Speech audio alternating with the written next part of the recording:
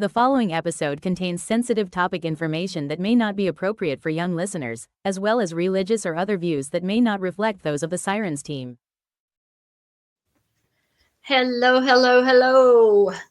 Hey, Ryan. Hey, Lindsay. How y'all doing? Hey. I'm Rhonda. We're Sirens of the Supernatural, kicking off season 3, baby. Season 3. I feel like we need to have our own intro music now. What do you mean? I mean, you know, like something like da da da da da da. I know, I'm in a weird mood. I'm excited, y'all. We hit 1,000 followers on TikTok last week, and we're almost there on Instagram. So that's good. We got there's a lot of like-minded people out there. Mm-hmm. more than I thought. But we thought that we would start this episode and maybe a few more during this season with a little section that we're going to call Get to Know Your Hosts. So, Lindsay had mentioned she loves to play Would You Rather. So we found this cool thing, and you'll see this on our TikTok page. I think I posted it last night, but I thought, hey, this would be a great way to kind of let our listeners and viewers get to know us a little better. So we're going to play Would You Rather. And what I'm going to do is I'm going to throw out the question. I'm going to let Lindsay answer, then Ryan answer, and then I will answer it. Same question, okay? So, number 1, here we go. You ready, Lindsay? Yeah. Okay. Would you rather be stalked by Michael Myers or Freddy Krueger? I'm going to say Michael Myers because he just, if he's stalking you and you're out, he's not going to like run up at you. He's like casual about it. You know what I mean? Like he's not going anywhere fast. He's just casually walking. He'll get to you when he gets to you. You know what I mean? Yeah. And I like that about him. I respect that about him. Okay. Great answer. How about you, Ryan? Well, I mean, I am a Freddy fan, hence I've got the shirt, and that kind of goes into my episode, our episode tonight. But as far as just being stalked, I have to agree with Lindsay. Even though in the movies, he walks like a snail, but he always ends up either getting there at the same time or beating the people to where they're going.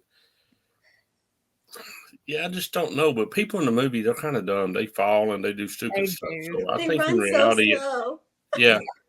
But then I have those dreams where you're trying to do something and you do it super slow. So maybe he slows everybody else down and he speeds up. So you never know in the Michael Myers rule. So I'll have to go with, I agree with Lindsay on that one.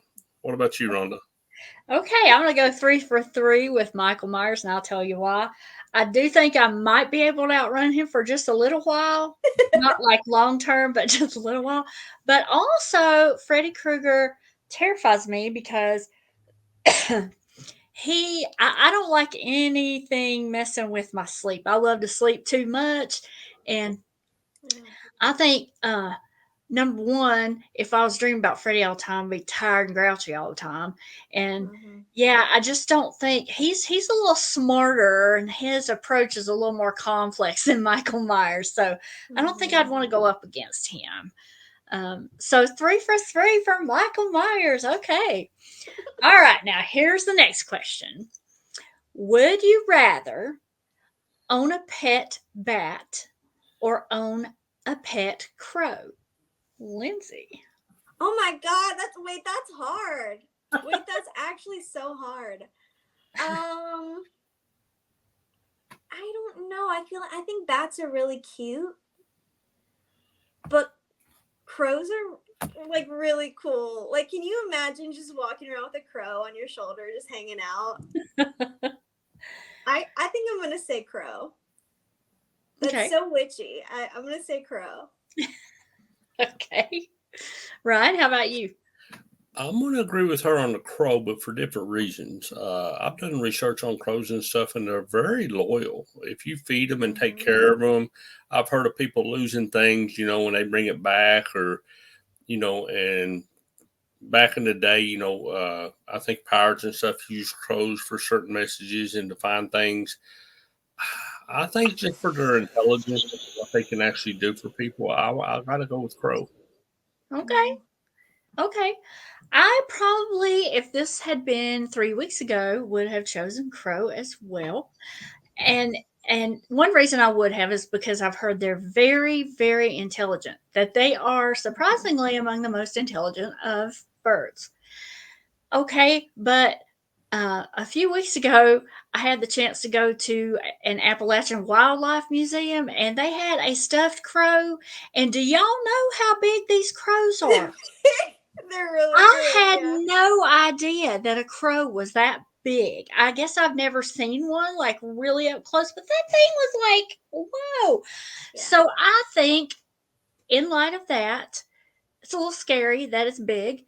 So I'm going to go with a pet bat because they like to sleep like me, and I'm a big Batman fan too. So I knew it. I knew you were going to say something about Batman. I'm a big I was Batman like, fan. what if she says, I think I'm going to choose bat, and then like holds up a little cage and has a bat in it? I would have died. I would have died. And also, I saw the cutest thing, and this was on social media. I see it just about every Halloween.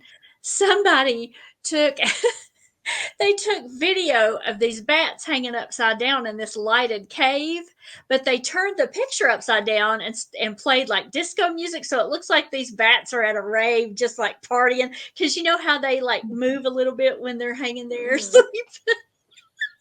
And it's so funny. It just cracks me up every time. But anyway. And with Yeah, that being said, you brought up something that's really cool because, crows get big. Could you imagine? And they're super intelligent, they're protective, and they're loyal. Could you imagine like having a crow on your arm and then somebody's messing with you and you're just like, sick them? And then one of these huge crows come at you. I mean, they can fly, they're fast, Yeah. you'd be like, how do you fight that? I know. That That'd would be cool. it'd be cool if you were like on its good side, right? Well, don't you think it would be so funny because they get so big? I mean, they're probably like half my size. So I like just walking around, having a little crow hopping around with me. How cool would that be? But Champ would get jealous. He would eat it. Oh yeah, Champ would. He'd probably be jealous. Yikes. Okay. So 2 for crow, 1 for pet bat. I know bats are supposed to be like icky and germy and stuff, but I don't know. I think if you kept them like, you could keep them clean. Anyway, all right. Next question: would you rather walk through a haunted cemetery or walk through a haunted asylum? I feel like I've done both. Why do I feel like I want to answer like I'm on Jeopardy? I feel like I've done both, Alex. like over here at a podium. I would probably say cemetery because if there's going to be ghosts there, at least I'm getting a variety of ghosts. You know what I mean? Yeah. If it's a haunted asylum, they might all be a little crazy, but they're all going to be a little crazy. But if you're at a cemetery, maybe you meet some nice ghosts. Maybe you meet, I don't know, some murderers or something. Maybe you meet some, I don't know, people like you. There's a variety, and that's what I'm interested in. And maybe there's a crow there. Who knows? Probably, yeah. Okay, good answer. What about you, Ryan? Actually, Rhonda, she got it wrong. She didn't phrase it in the form of a question. Oh, true. What is a haunted cemetery? There you go. I think I would like the asylum. I've been through haunted cemeteries. I don't think I've been in an asylum, but I think in an asylum, at least in my mind, the energy is more contained because they're focused at that particular place. And I think you might be able to draw more energy or at least be able to sense more because it'll be heavier. Because the cemetery to me is too open. That doesn't necessarily mean there's not energy there, but I think it's in an asylum, it's more compact, and there's a lot going on in a small place. which allows more to happen. So, That's true. like I said, just by that thought process alone is I'll go with asylum. Okay, good answer. Good answer. I think I would also choose asylum, just because the one time I have been in a haunted asylum at night, actually, what, two times, right, Lindsay? Um, you're right. There was a lot of energy there, um, and you could. It seemed to me like I could feel the energy more so than when I'm in a cemetery, haunted or not. Um, and yeah, it's creepy, spooky, kind of. You just kind of have to open your emotions up a little more in an asylum to pick up that energy. But I'll vote asylum. So 1 for cemetery and 2 for asylum. Okay, this is my favorite one of the whole list. Would you rather become a vampire or become a werewolf? Vampire. Okay, Absolutely, yes. 100%. Don't even have to think about it. Vampire. Why? Because they're so cool. Oh my gosh. Are you kidding me? Of course I would be a vampire. They live forever. You don't ever have to go out in the sun anymore. I love the nighttime. Okay, I love it. You get to sleep all day. I just think it would be so much fun. Okay. But only if Champ could also be a vampire. So he could also live forever too. Yeah. Okay, and for new listeners who have just joined us, maybe Champ is Lindsay's dog. Yeah, he's laying over here. In case you didn't know. Okay. Yeah, in case you didn't know. All right, good answer, Ryan. Even though it'd be cool to be able to transform into a werewolf, I've always thought that I think it'll be even more cool to be a vampire because one, you have psychological abilities. You can kind of control people with your mind. Two, like Lindsay, I'm more comfortable at nighttime. It's cooler at nighttime. It's not as hot. I do like being out in the sun, but there's a way you can wear like a jacket or gloves or something. I'm not really worried about that. I'd be the first vampire to get caught because I'd be like in a burst of flames going out trying to do something crazy. But yeah, at nighttime you go out, you can still do things. You can, you got psychological powers. You got regular superhuman strength. You live forever. Yeah, I think vampire's the way to go. Okay. Well, I'm also going to say vampire. Oh, Lindsay, you were going to say something else. What were you going to say? I just thought it was funny because I didn't even think about like the special powers part. I was just like, I get to sleep all day. Absolutely. Don't even have to think about it. That's the one I want. Okay, and I'm going to say vampire too. And it's not because I've seen all the cool vampire movies, and it's not because of any of the things that you guys said. It's rather because I wouldn't have to turn into a smelly, hairy beast that like is a cannibal. All right, I don't like I don't like thinking about that. And you know what? On every werewolf movie I've ever seen, not that I don't like werewolf movies, I do.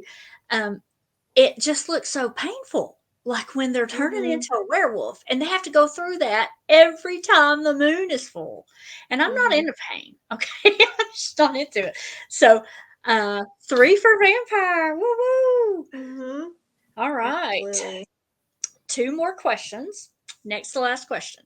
Would you rather be stuck in a coffin full of spiders or be stuck in a coffin with a dead body? Lindsay, your face is like, huh? I really am gonna have to think about this one. Spiders or okay. Is there what's the time frame on the dead body? Is it newly dead? Is it like kind of rotty and It doesn't say. Is it a skeleton? Because if it's just a skeleton, okay, I'm gonna pick No, that no, one. no. It is not a skeleton. We'll say, Yeah, they've been dead 3 days. or 3 months. I mean, They're not a skeleton yet, though. I still think they're both bad. I mean, you would never catch me in a million years doing either, but I really think that I would probably choose the dead body. Oh God, I hate that I said that out loud. And just because, like, I don't mess with spiders. Okay, I'm not playing with that. All right. Right. I feel like if I'm in there with a dead body, at least there's nothing like crawling all over me. You know what I mean? Mm-hmm. And if you're in a coffin, it's not like you can do much about it if there's spiders crawling. Like, you can smack a little bit, but there's not much room. Oh. And at least the dead body would just mind its own business, you know? Uh-huh. Uh-huh. I don't like that one. Ryan? Oh, it's dead body all day. I don't do spiders. Nope. There'd be another body in that coffin if I'm in there with spiders. It just ain't happening. So, There'd be you a know, body dead either way. body, it doesn't bother you. You can sit there and chill. You know, I sleep with the fan on at nighttime anyway, so the body will keep me cool because they get cold super fast. So I'm good. Yeah, I mean, dead body for me all day long. Spiders is not even an option. Okay. We're not even going to entertain that. Absolutely not. Yeah, me. Spider is not even. Yeah, as soon as you You're mention that, I don't care what the other option is. It's the other option. Okay. All right. Well, I too am petrified of spiders. I don't like them. And as a matter of fact, I heard a story the other day about somebody that got bit by a, what are they, brown recluse? Yeah. 8 days later, he was dead. Okay. So anyway. He didn't go to the he didn't even try? He didn't go to the hospital? Yeah, he did. He went to 3 hospitals and well, he didn't have the spider, so if they had given him the antivenom, it could have killed him if it wasn't a brown recluse.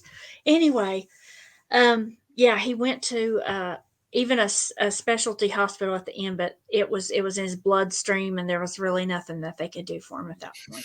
So that petrifies me. Besides, I don't like the way spiders look. I think that they just always creep me out. So yeah, I would pick the dead body too. I mean, the dead body's already dead. You don't have to kill 100, 1,000 spiders. I don't relish the thought of being in a coffin at all, even, with spiders or without, or a dead body or without. But in that choice, yeah, I'm with y'all. 3 for 3. Dead body. That was a hard one. Who came up with these questions? Because that was No, hard. that was the easiest one out of all of them. I don't even know what you're talking about. I mean, in the fact that, like, they're both bad. Gross. Yeah. I don't even think about the dead body being dead. It's dead. There's nothing you can do about it. It's just laying there. Yeah. You know. It's not going to be crawling all over you, right? Okay, last question. And don't know who came up with these. It was posted by at Kayloween, Kayloween. So shout out to her because she thought of some great questions. Halloween. Yeah, Halloween. Would you rather be abducted by aliens or chased by a serial killer? Aliens. That was fast. Why? Aliens all day. Low key, I feel like it would be kind of cool, just in general. Not even having to choose in this game to be abducted by an alien. Like, that's kind of a fun adventure. You never know what you're getting into. Also, I'm an Aquarius, so sometimes I just feel like an alien here anyways. So I can kind of relate to him a little bit, And I feel like I I wouldn't be the ideal victim for a serial killer, you know what I mean? Because I know at the time it would probably be scary, but y'all know that I laugh at everything. The second if they got me, the second they said anything at least a little bit like cringy or funny, I'd be dying. They'd have to get rid of me right there. They'd be like, "You're not taking this seriously enough." You'd be like, "You mean I don't have to go to work tomorrow?" Hey, yes. Honestly, yeah. I'd be like, can you call into work for me because they're gonna be a little worried.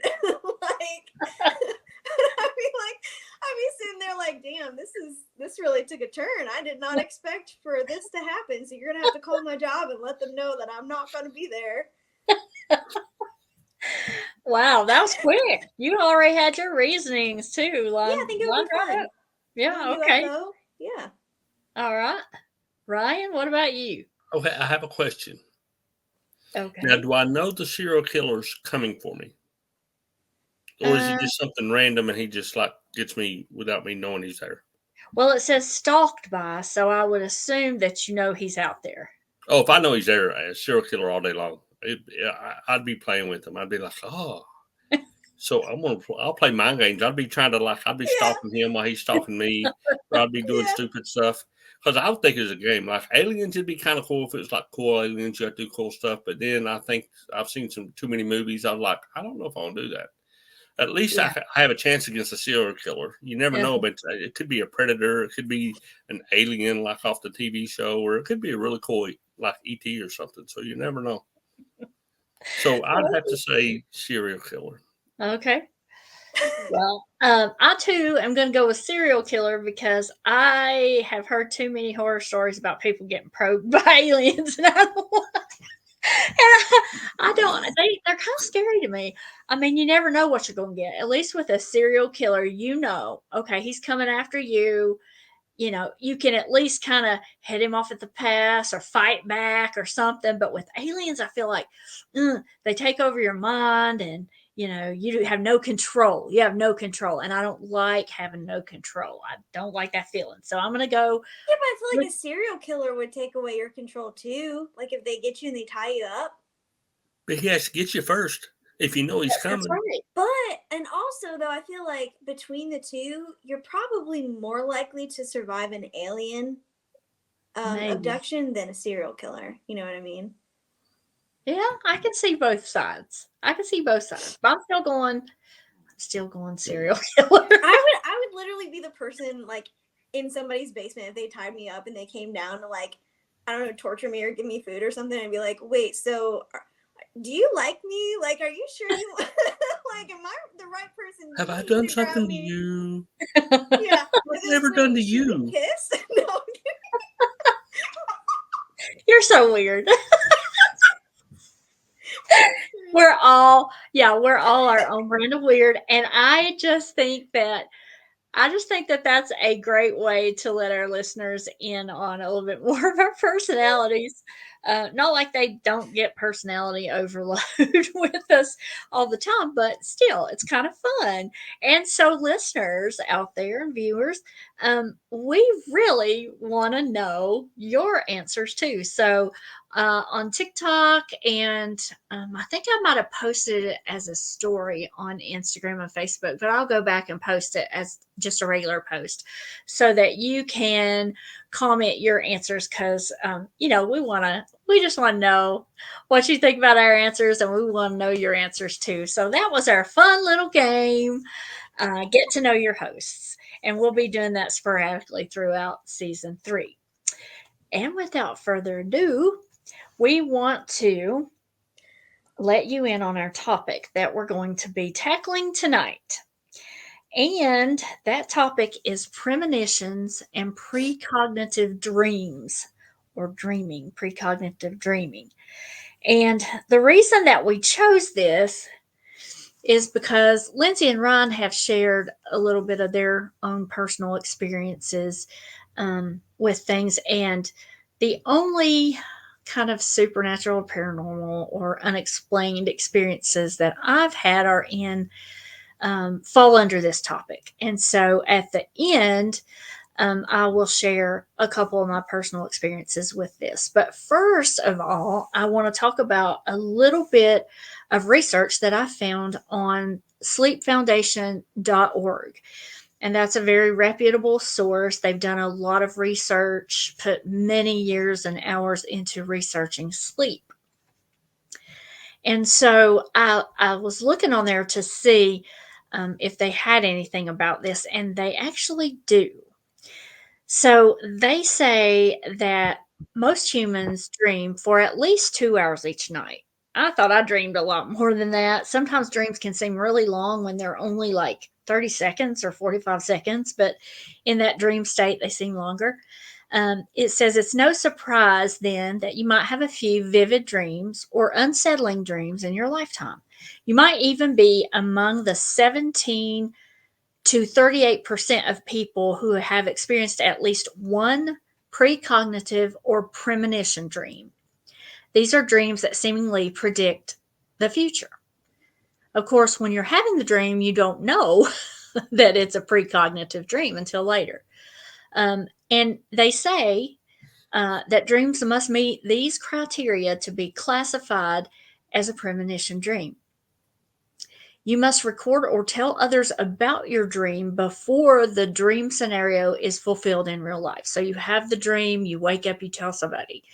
Because anybody could say after the fact, oh, I dreamed about that was going to happen. Number 2, the dream must have a significant number of unique details so that it is unlikely to be fulfilled by chance. So the more details in the dream that are fulfilled, in real life, the better. Number 3, any dreams that are self-fulfilling prophecies or that could be influenced by existing knowledge are not premonition dreams. So, in other words, say, you've heard that a hurricane has formed out over the Atlantic and it's headed for the East Coast. And you go to sleep that night and you dream that, your city is wiped out. That would not be considered, a premonition dream. Dream telepathy or communication with others through dreams cannot influence the premonition dream. So dream telepathy is a whole different topic. We won't get down into the weeds there, but they don't consider it a true premonition dream if dream telepathy is involved. So, can dreams predict the future? Well, scientific evidence, there's very little that suggests that they can. But some research does suggest that certain types of dreams may help predict the onset of illness or mental decline. For example, in people who have Parkinson's disease, dreams containing negative emotions are correlated with future cognitive decline in their instance. Different stages of life and experiences can also alter your dreams or cause nightmares. Pregnancy can lead to nightmares or vivid dreams. Trauma can also impact sleep, and both trauma and mental issues are associated with an increase in nightmares. In turn, nightmares negatively affect your sleep patterns overall, and it's like a big circle, right? In some circumstances, you might have a lucid dream. While lucid dreams do not predict the future, they give you an awareness that you are able to control your dream while lucid dreaming. Now, I do want to throw in a little something here. So one night, this has been years ago, I was having a dream, and in my dream, something, I couldn't see it. I knew it was behind me, and it was chasing me, and I'm running for my life, and everything. And all of a sudden, it hit my brain. You're dreaming. This is your dream. So I stopped in my dream and I turned around. I was like, listen, this is my dream. You are not real. And then I woke up and I was like, that has never happened before. But in my dream, I thought, hey, I'm dreaming. I can control this dream. It's so weird. Anyway, weird side note. Okay. Now we're going to talk about 2 real life examples from this century. And these, I don't know how you could explain this away. I don't think science can explain this away. But have you ever heard of the Aberfan landslide? Either of you? I think so. I think I have. All right. And it was like with the school? Yes. Yeah.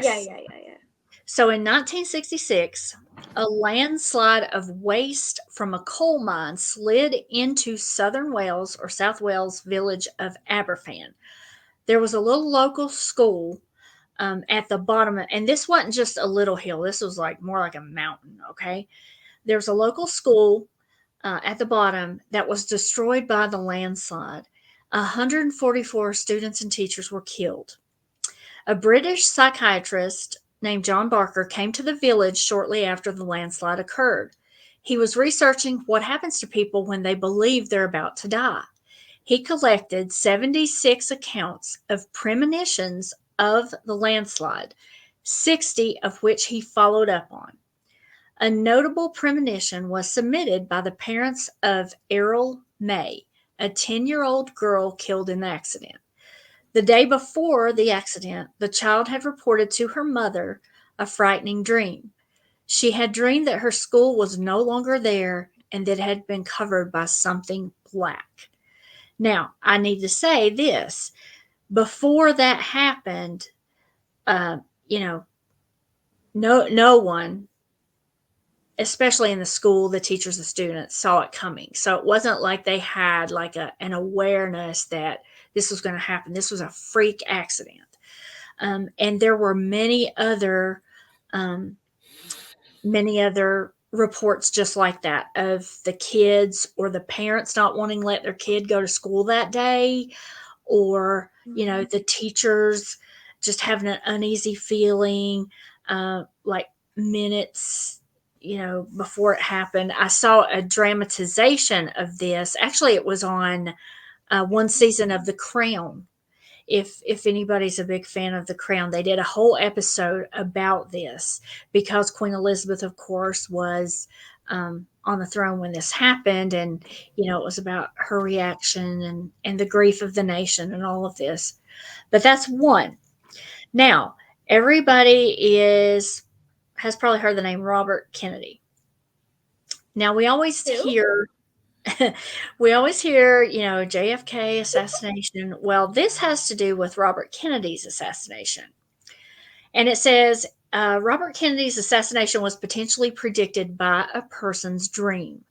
Two of the people who submitted premonitions of the Aberfan landslide to British psychiatrist John Barker kept reporting accurate psychic dreams in the following years. So two of the people who had been alive and submitted their premonition dreams about the landslide we just talked about, John Barker kept in touch with them, and as they would have dreams, they would relate them to him.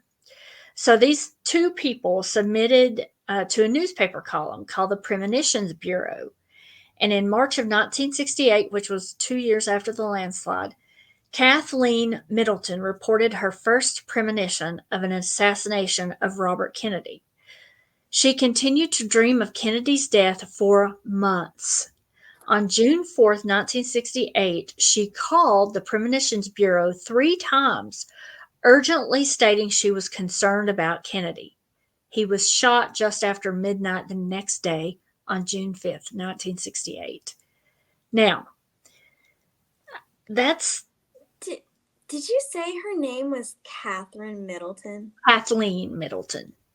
I'm not sure if she was related, but... Kate Middleton? I guess you could call Kathleen a Kate, but... Yeah. But isn't that strange? That seems like that has to be more than just coincidence. So what do researchers say about that? Okay. Now, researchers have a long list of proposed possible explanations for precognitive dreams like this, but we're only going to talk about 2 of them tonight. The first is called selective recall. This is one of the ways that they say that they explain away these dreams. People recall confirmed premonition dreams significantly more frequently than disconfirmed premonition dreams. In other words, if your dream predicts the future, you are much more likely to remember that dream than the other dreams, hundreds of dreams you had that didn't predict the future, right? Mm-hmm. Well, to me, okay, that makes sense, but it still doesn't explain how one of your dreams predicted the future, right? Mm-hmm. All right, now, paranormal beliefs is another on their list of possibilities that could explain away these dreams. Researchers have found a significant relationship between belief in the paranormal, belief in precognitive dreams, and the ability to make association among unrelated events.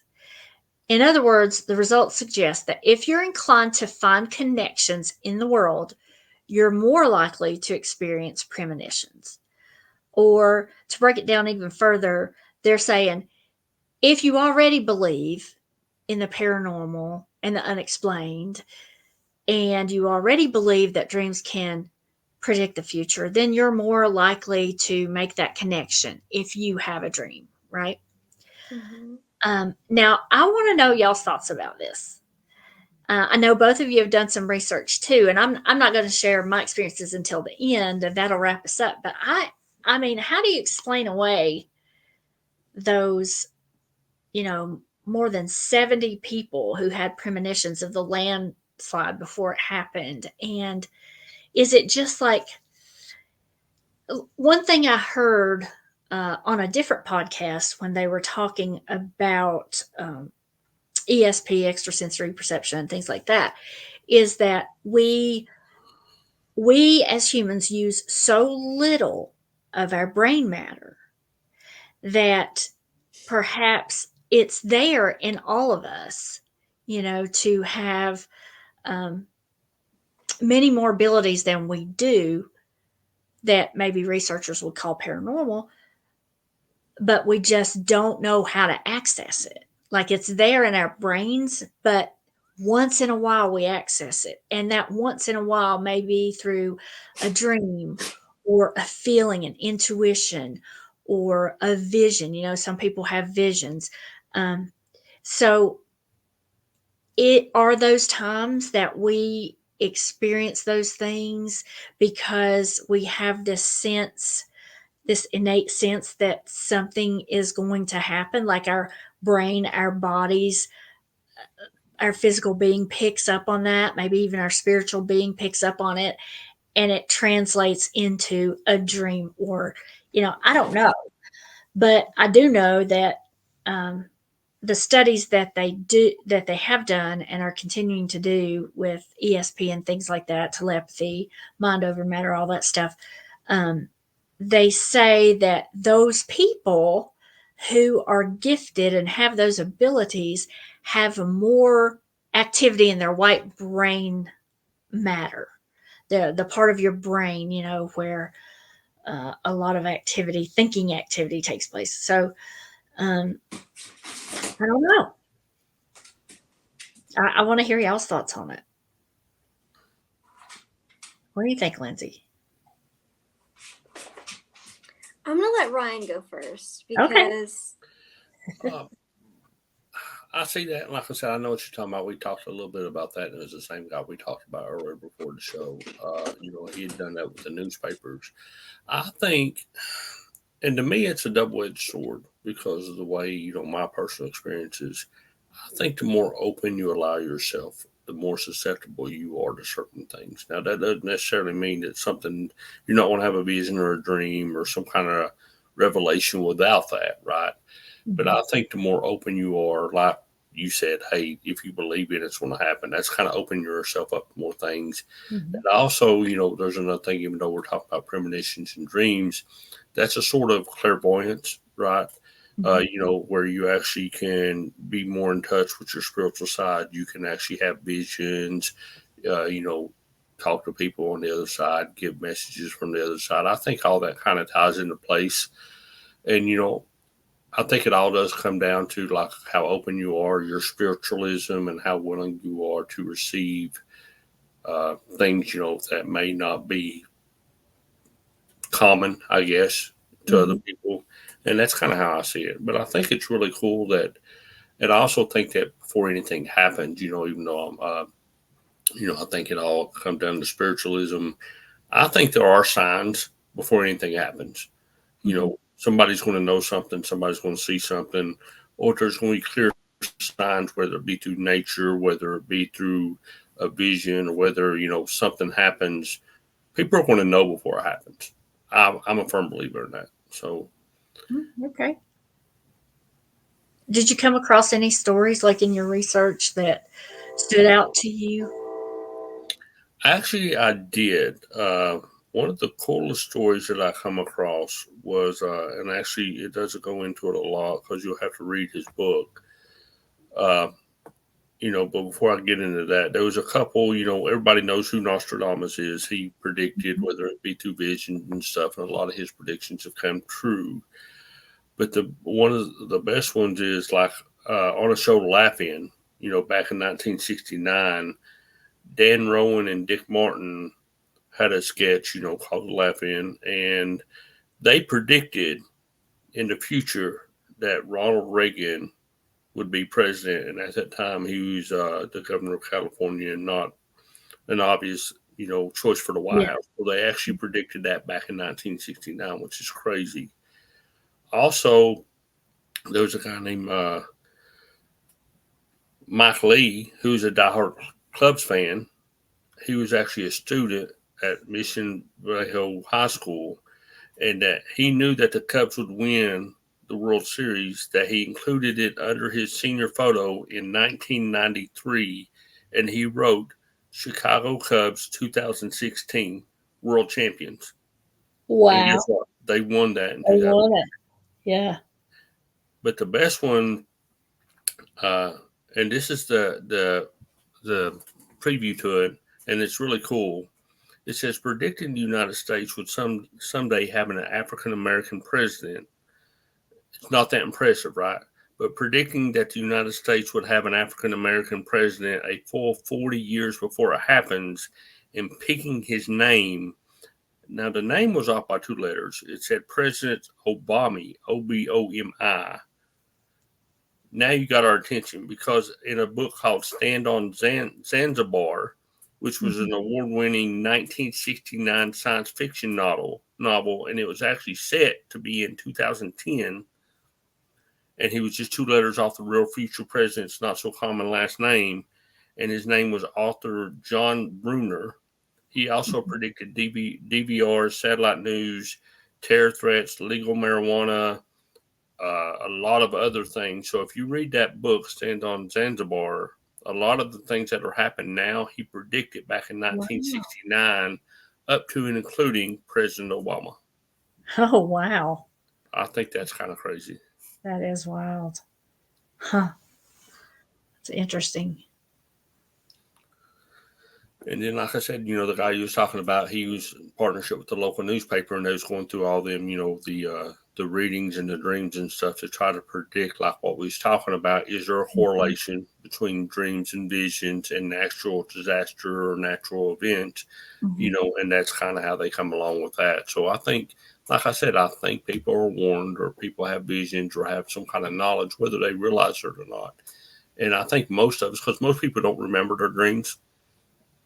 And if we do, we don't know what they mean. And just like what we, when we went and, when we do the spirit boxes and things, a lot of it that comes through is broken. So sometimes you get messages or dreams or visions and you don't quite understand what they mean. For example, President Obama, it could have been a part of a vision, or, something happened. He only got like a small part of it, and he tried to push it together. So I think most of us know things. It's how we use the knowledge that we get, or how we piece it together, that really determines what we do with the information. Well, that's good. Good points. Lindsay, what about you? What's your feeling about it? I kind of think that, I agree with what y'all are saying. It's one of those things, and I think we all have the ability in us to sense things and be like hyper aware. But it's tricky because, when a lot of people say kids are more apt to do that stuff, or have a premonition, or like remember a past life, because they haven't really been, I don't want to say like beat down, but that openness is kind of discouraged as The you get older you older. get, yeah. You know what I mean? So it kind of just goes away. I feel like if you're actively not paying attention to it, or being closed off, then it's not going to happen for you. You know what I mean? I think that whenever you have a gut feeling about something, You should trust. Most of the time, like when I have a gut feeling about, I don't know if I've ever had a wrong gut feeling about something or somebody. It's like those really tiny, minuscule things that you can sense that like send a signal to your brain, either, hey, you need to be aware of this, something's going to happen. It's like when animals run before an earthquake. It's almost like they can feel it and sense it on like the tiniest little level, like the smallest little rumble, and Right. they're out. You know what I mean? So I feel Mhm. like as far as premonitions go, like with that landslide for the school, maybe there was some kind of energy before the landslide happened, or some kind of really tiny, minuscule, like, I don't know, Mhm. Something, something yeah. something that the people were sensing, that Mhm. their brain was saying, okay, something's going on, like something doesn't feel right, and then just kind of put it together. Because Mhm. I mean, you can probably, with any natural disaster, you're probably going to get those people afterwards who are like, yeah, I had a dream about this, or maybe Mhm. dreamed about something completely different. It's just how your brain interprets it, I think. And if Right. you're really closed off, it's probably not going to try to interpret it at all, or if it does interpret it, it's going to be completely off base. Yeah. You know what I Yeah. mean? Because it's not used to being open to that Mhm. kind of stuff. And don't you wonder, like, how much of the time, even subconsciously, we don't even realize it, our bodies and brains are processing things like that. Mm-hmm. Uh, those little tiny things, those senses of, you know, where some people call it your sixth sense or your intuition or whatever. Sometimes you're aware of it, but probably 99% of the time you're not. Mm-hmm. And wonder how many times we have avoided some kind of dangerous situation or That's what I was something, thinking. Yeah. you know, by just, and we didn't even realize we were doing it. Mm-hmm. Have you guys ever heard of the book that was written before the Titanic sank? Mm-hmm. And the name of the book was called Futility. And it wasn't really a book, it was a novella. And it was published way before Titanic sank. And after Titanic sank in 1912, the book gained all kinds of attention because the story, I mean, the actual sinking of the Titanic so mirrored what this guy wrote in his story. And I think maybe even wasn't the ship named the same? I think Uh, it was the Titan the in the Titan, book. that's what it Yeah. was. It wasn't the Yes, exact same, but it was like so close. It was the right. Titan.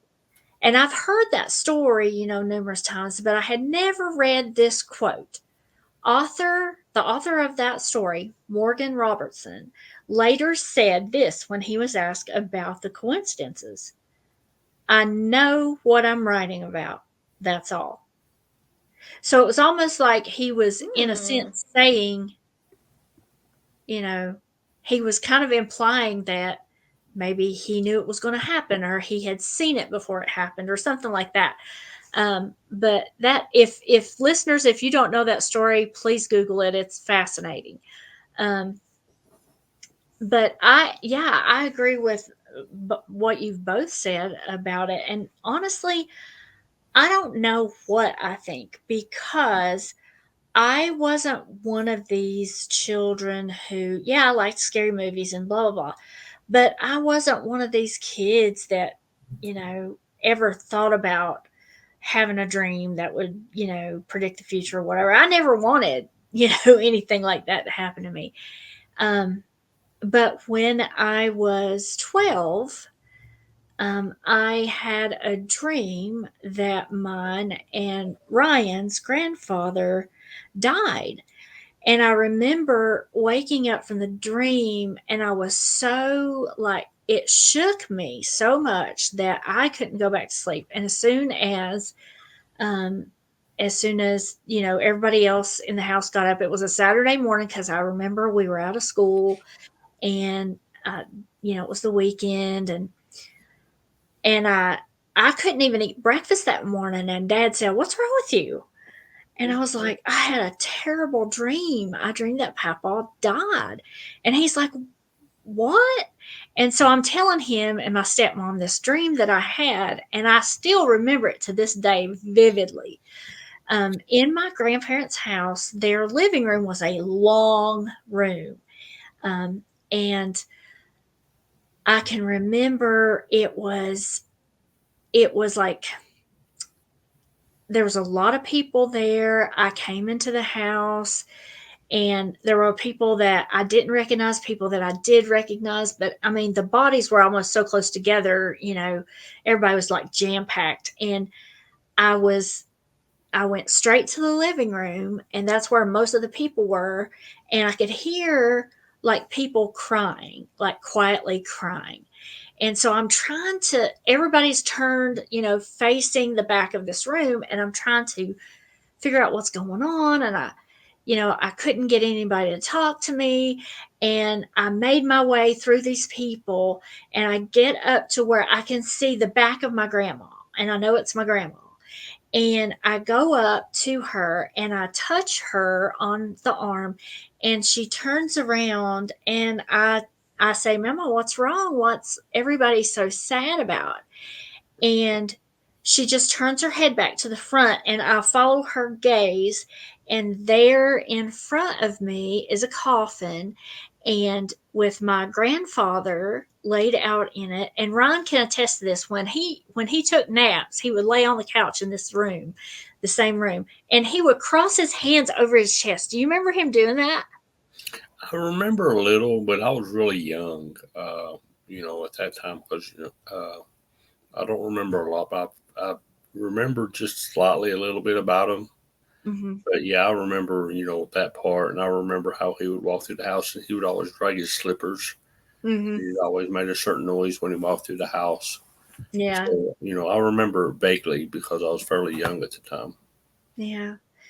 Well, in the dream, when I looked and I saw the coffin, and he was there in a suit, and he had his hands, crossed, and I realized, and it hit me in my dream, he's died, he's gone. And then I woke up, well, when I was telling my dad and my stepmom about this, my dad was like, oh, you just had a nightmare. It's nothing, don't mention it to anybody, and especially, of course, not my grandma. Of course, I wouldn't tell her. But so it just bothered me. And now our grandpa was never really healthy when I knew him. And even when my dad was a boy, we've shared on the show the story about how, when my dad was 12, 13, about the same age I was, when I had this dream that our grandfather got tuberculosis, and he had to go to, one of the special hospitals. They called them sanatoriums back then, and recuperate. And he never was, really healthy after that. So he was older. And the thing was, I was very close to my grandmother, but I wasn't really close with him. He wasn't a very, affectionate kind of grandfather. He was more quiet and stern, and he didn't give hugs and like tell you he loved you. I mean, I don't ever remember him doing that. But I was really close with my grandma because she did all those things, to the nth degree, and she was very affectionate. And so I just, for a couple days, and then went back to school the next week. And I came home from school one day, and I went to my best friend's house. She lived out the road. And we took a walk, and there was a little bridge, there was a creek, and there was a little bridge, and we used to go sit down there and just talk and talk and talk. And so we're sitting down there, and all of a sudden I just had the weirdest like feeling come over me. And she said, what's wrong? And I was like, I don't know. And about that time, her mother, we heard her mother calling us to come back to the house. And as soon as I heard her mom's voice, I told my friend, I was like, my granddad died. And I don't know how I knew it.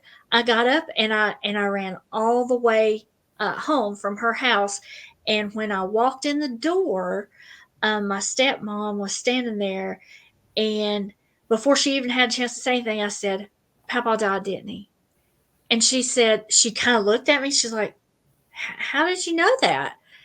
And then she remembered, that I told them about the stream. My dad had already left. He had gotten the phone call, and he'd already left to go. But the way that our grandpa died it was like very suddenly. I remember Mama telling me this story. She had a pot of beans, which was his favorite. Pinto beans was his favorite meal. She had a pot of beans on the stove, and she was in the kitchen.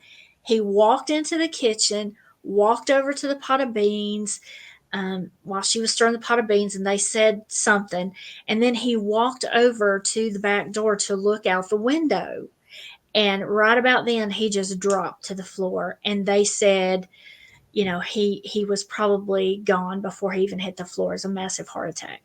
And so anyway, all that to say, that made me feel really strange. I didn't like it. Of course I was sad that our grandpa died, and for my grandma and my dad and everybody else, but I didn't like that I had that dream. And so I prayed.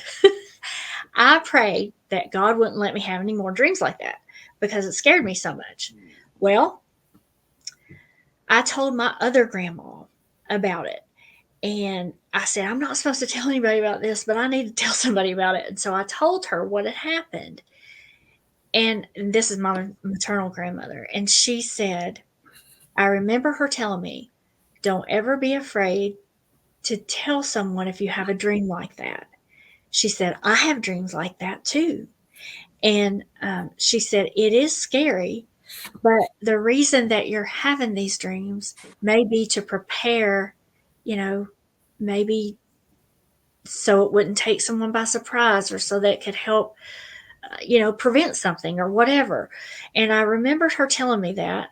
And a little while later, I don't know if it was even a full year later, um, my stepmother's father had heart issues. Now, he was in and out of the hospital, and he had been in and out of the hospital for probably the better part of like a year or so. And he took, medication and all this stuff. And he was not old. He was not as old as our grandfather was, Ryan. He was fairly young. I think he was probably not even 60.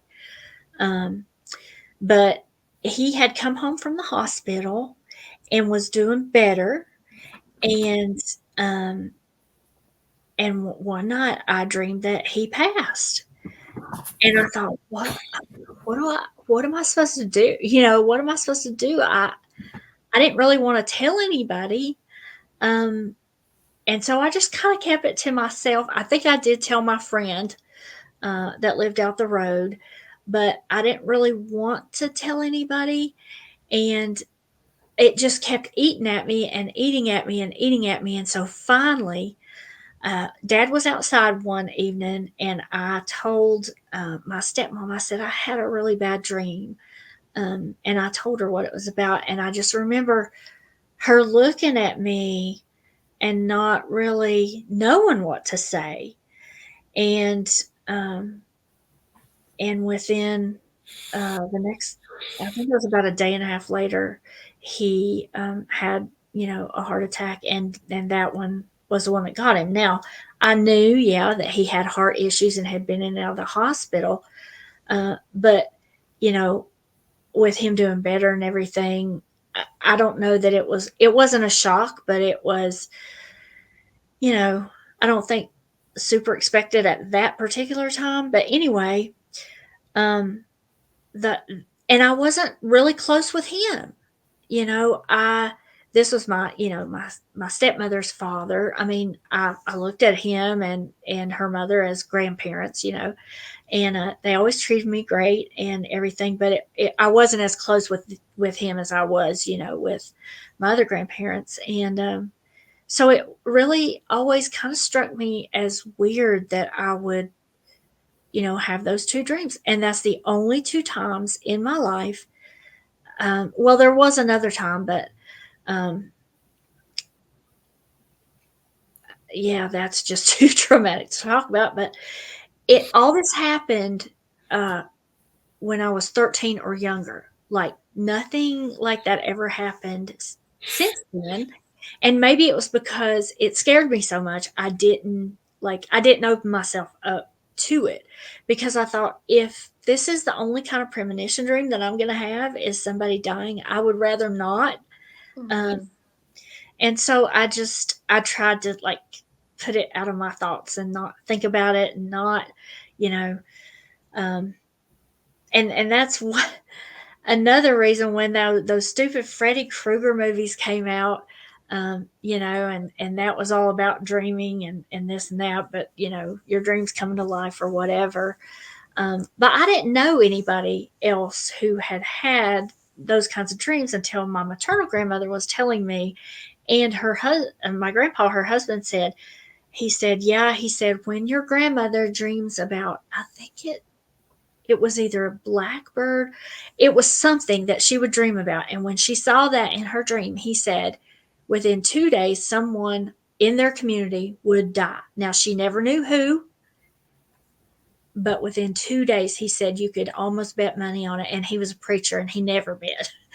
And, but she told me that sometimes in a family that can skip a generation, like her grandmother had dreams and things like that, and then she did, and then maybe it was somehow in me, but I didn't like it, and I didn't want that to happen. So I guess maybe it hasn't happened since, knock on wood. I don't want it to happen anymore. I know everybody has the feeling sometimes of deja vu, like, oh, I've been here before and I've done this before. But this is like deja vu on crack. Like that day when our grandpa died, I felt like, and I don't know how I knew it was just like this weirdest feeling came over me. And I just knew as soon as I heard her mother holler for us to come back to the house, I told her, I was like, I gotta go. My papa died. And she just looked at me. She had the weirdest look on her face, and I just took off running. And I just knew, and I don't know. I can't explain that. I can't explain the dreams. I don't know, about it, but I just thought I would share those couple of personal experiences since you guys have shared, and since we were talking about this tonight. Um, but it's something that maybe there is something to what you said, Lindsay, about younger. The younger you are, the more open you are to it, and you have those abilities somewhat. But then, like Ron said, you kind of close yourself off to it. If you close yourself off to it and you're not open to it, it's not gonna.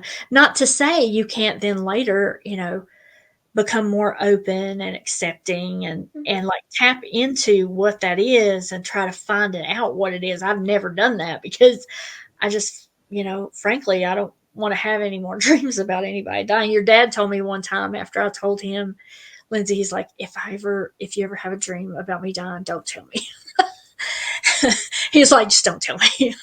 And I was like, well, hopefully I'll never have any more dreams like that. But it's strange, unexplainable. I can't explain it. But and one of the weirdest parts to me is that you would think it would be people that I was more close with, but it wasn't. And so I don't know if whatever that was in my brain was saying, okay, we're going to test the waters here. And, maybe it would have developed if I was more open to it, but I didn't want to be. Now, if I had dreams like, really good dreams that came true, I might have been more open to it, but, that's my story. And maybe you had the desire to be closer to them, and you was drawn to them. Maybe that kind of opened it up a little bit because you was yearning for that connection. It could have, I don't know if that's one of the reasons, or maybe, like you said, you was just beginning to come into age, kind of like, hey, it's your time to get these abilities, because whenever you see shows or it's like puberty or whatever, at a certain age range, most people start getting certain abilities or energy or power or knowledge, right? Or be more receptive. So maybe it was about the time that you might have been able to come into your own, because our family, like I said, we do have a history of, like I said, there was rumors of our great grandfather being a warlock and some other things throughout the family. Who knows, what kind of things were passed down. yeah. And so that would have been from both sides, like from my maternal and paternal. Yeah. And I don't know. I always just thought it was strange and never really, never really had time to dwell on it. But so all that to say, just wanted to share that because I'm sure that there are other people out there among our listeners who have had similar experiences, maybe had premonitions or had dreams that then later came true. And, you know, sometimes that can be very isolating. Don't let it become isolating. Talk to someone about it, and don't let that define you and make you think that you're weird or anything like that. Um, I just remember it kind of isolated and frightened me. So I don't want people out there to be to feel like that. And you can always write in, tell us your stories. If you have stories that you would like to tell about any topic that we've covered or that we haven't covered, actually, we would love to hear your experiences. And we're pretty open on this show, and we share, just who we are and what we've experienced. And I appreciate Lindsay and Ron doing that in past episodes. And so I thought, well, mine's a little different, but I'll go ahead and share that. And that's another way to give our listeners insight into who we are and what we're about to. I mean, we don't feel like we have anything to hide. And I think being real and being sincere, it goes a long way. It goes a long way. So now let's go into something good. Not that that wasn't good, but a little more upbeat, a little lighter hearted. So we have coming up for you in September something that we talked about last time, and it's going to be really exciting. And we've already we're doing the records now so that we can bring you September Spooktacular. We have a lot of special guests that we are interviewing, and they're going to be on the show, and you're just going to be blown away. Our very first interview that's going to air the first Friday in September. We're going to air special guests every Friday in September. We interviewed him last weekend. Wow, he's a storyteller. You're going to really, it's a treat. It's a real treat. And then we got spooky season coming up, in October. We're going to Scare Fest. We're going to kind of take you with us and do a lot of live videos and stuff while we're there that weekend. And we'll meet a lot of neat people and hopefully be able to introduce you guys to some of those people. And then there's Halloween. And we're kind of tossing some ideas around about what we want to do for Halloween because, last year we stayed at the Martha Washington Inn and did that whole episode, and that was so much fun. So we like to do on-site locations for like Halloween. So we've got some really cool stuff coming up, and we just want to take you guys along for the ride. We want you to keep sending in your listener stories, and I'll let Ron and Lindsay tell you more about our socials. And thank you, followers, for helping us get to 1,000 on TikTok and almost there on Instagram. So Lindsay and Ron, take it away, promote our socials, and we'll be promoting socials of our special guests coming up too before they actually are on the show so that you kind of get to know them a little bit before we air these September Spooktaculars. All right.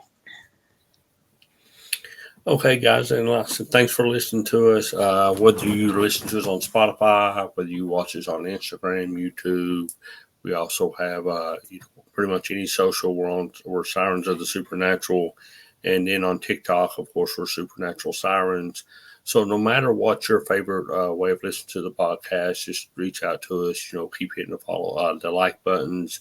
Send in your requests, any cool stories or anything that you want us to touch back on, or maybe a new episode of something we haven't even thought of.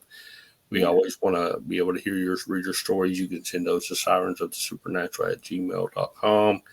And also, real quick, I didn't talk to you guys, but like I said, Ralph Sarchi, one of our friend of the podcast, he did have a heart attack earlier in the week.